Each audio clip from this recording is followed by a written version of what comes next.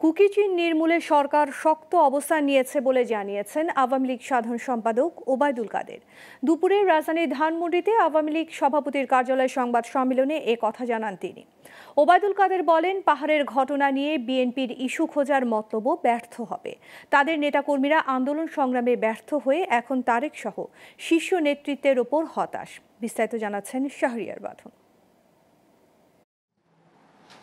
রোববার ধানমন্ডিতে আওয়ামী লীগ সভাপতির কার্যালয়ে সংবাদ সম্মেলন করেন দলের সাধারণ সম্পাদক ওবায়দুল কাদের। তিনি বলেন, কুকিচিনের সশস্ত্র তৎপরতা বিচ্ছিন্ন ঘটনা। সরকার এ নিয়ে বেশ সতর্ক এবং শক্ত অবস্থান নিয়েছে।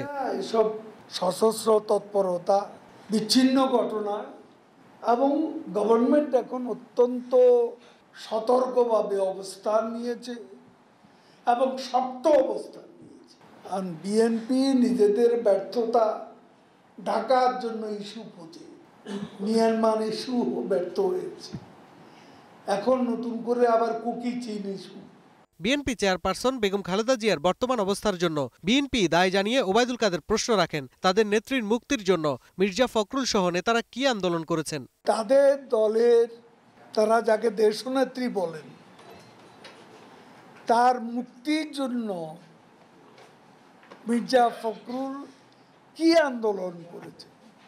500 লোকও বেগম জিয়ার জন্য রাস্তায় একটা মিছিল করতে পারেনি। তার দাবি, বিএনপির নেতাকর্মীরা আন্দোলন সংগ্রামে ব্যর্থ হয়ে নেতৃত্বের উপর হতাশ, তারেকের উপরও হতাশ। তারা জানে রিমোট কন্ট্রোল দিয়ে আন্দোলন হয় না, আন্দোলন করতে হয় রাজপথে এসে। বছরের পর বছর। শাহরিয়ার বাঁধন, গ্লোবাল টেলিভিশন, ঢাকা।